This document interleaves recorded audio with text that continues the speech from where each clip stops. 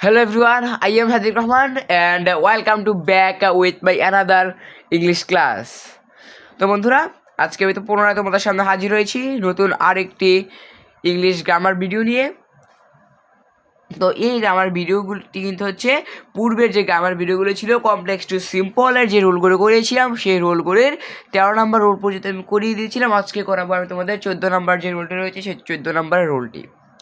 আমি আশা করছি বন্ধুরা যে তোমরা আমার যে পূর্বের ভিডিওগুলো ছিল সেগুলো অবশ্যই দেখে এসেছো, আর যারা দেখোনি তারা কিন্তু দেখে আসবে আমার পূর্বের ভিডিওগুলো। তাহলে কিন্তু আজকে আমি তোমাদের যে রুলটি বুঝিয়ে দেবো সেই রুলটি কিন্তু তোমরা কোনো কিছু কিন্তু বুঝতে পারবে না। চলো বন্ধুরা, আর দেরিটা করে মূল ভিডিওটি শুরু করি।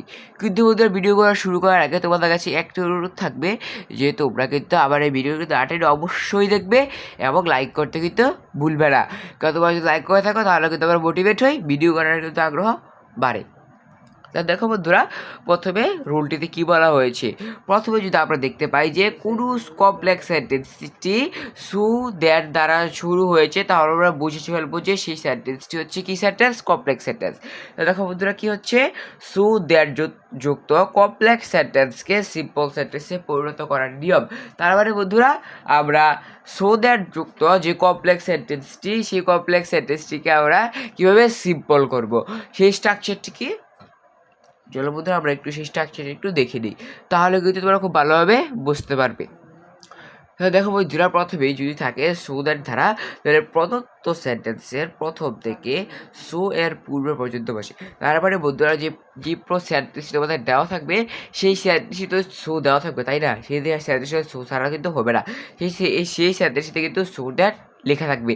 তা হেরে মাঝখানেও থাকতে পারে, প্রথমেও থাকতে হবে, আবার শেষেও কিন্তু থাকতে পারে, কিন্তু বেশিরভাগ কিন্তু মাঝখানে হয়ে থাকে। তো সেই সো দ্যাট যদি থাকে তাহলে সেই সো দ্যাটের যে পূর্ব পর্যন্ত, সেই প্রিভিয়াস যে সেই পূর্বর সেন্টেন্সের যে অংশটি সেইটি কিন্তু আপনাদের লিখে দিতে হবে। এটি কিন্তু এখানে স্ট্রাকচারে বলেছে। এরপরে কি, এরপর সু থেকে বে বাইট ক্যান কুড পর্যন্ত উঠে যায়। মানে সু থেকে শুরু করে সো দ্যাট যে দেওয়া থাকে সেই সো দ্যাটের পরে তো একটা অক্সিলারি ভার্ব দেওয়াই থাকবে না।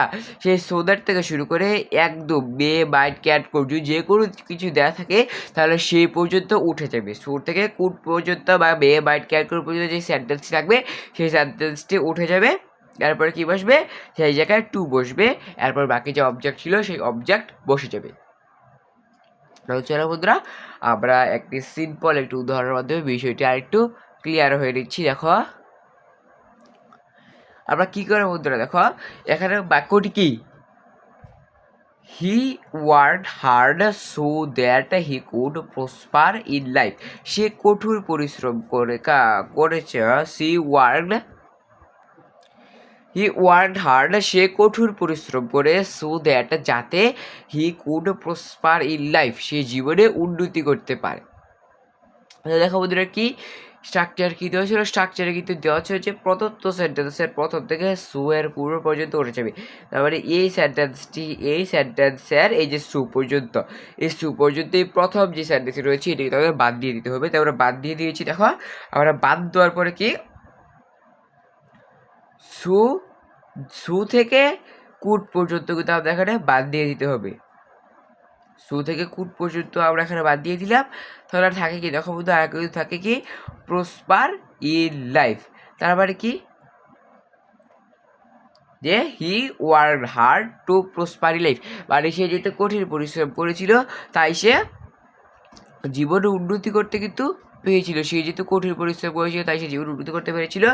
আর এই যে দেখো ওদের স্ট্রাকচারে কিন্তু দেওয়াই ছিল যে এখানে সোয়ার পূর্ব পর্যন্ত বসবে, তাই আমি এখানে সোয়ার পর্যন্ত বসিয়েছি। He worked hard so that he could prosper in life, সে কঠোর পরিশ্রম করেছিল তাই সে কঠোর পরিশ্রম করেছে। দেখো বন্ধুরা, এখানে কিন্তু ছিল যে কি, সুই ওয়ার্ড হার্ড, আমি পর্যন্ত বসিয়ে দিলাম। এবার স্ট্রাকচার হয়েছে কি, টু বসে আমি এখানে টু বসিয়েছি, সো থেকে কুড পর্যন্ত বাদ দেওয়ার পর টু বসিয়েছি, তারপর প্রসপারি লাইফ অবজেক্ট বসিয়ে দিয়েছি। তারপরে এর অর্থ কী দাঁড়ায় যে he worked hard to prosper in life, সে কঠোর পরিশ্রম করে জীবনে উন্নতি লাভ করার জন্য। তাই বন্ধুরা আমি আশা করছি যে আজকে আমি যে তোমাদের রুলটি বুঝিয়ে দিয়েছি সেই রুলটি তোমাদের আর কোনো সমস্যা নেই। যদি থেকে থাকে তাহলে কিন্তু অবশ্যই আমার কমেন্টের মাধ্যমে জানিয়ে দেবে। আমি কিন্তু আমার যে নেক্সট ভিডিওটি সেই ভিডিওতে কিন্তু তা নিয়ে আলোচনা করার চেষ্টা করবো ইনশাল্লাহ। বন্ধুরা thanks for watching, welcome to by another new video. তো বন্ধুরা দেখা হচ্ছে আবার নতুন অন্য কোনো গ্রামার ভিডিও নিয়ে। ততক্ষণ পর্যন্ত তোমার সাথে ভালো থাকো, সুস্থ থাকো, আল্লাহ হাফেজ। কিন্তু বন্ধু বলছে আরেকটা অনুরোধ থাকবে যে যারা আমার ভিডিওতে নতুন এসেছে তারা কিন্তু অবশ্যই লাইক এবং সাবস্ক্রাইব করবে। লাইক এবং সাবস্ক্রাইব করতে কিন্তু ভুলবে না, আর যারা করে দিয়েছে তাদেরকে অসংখ্য ধন্যবাদ।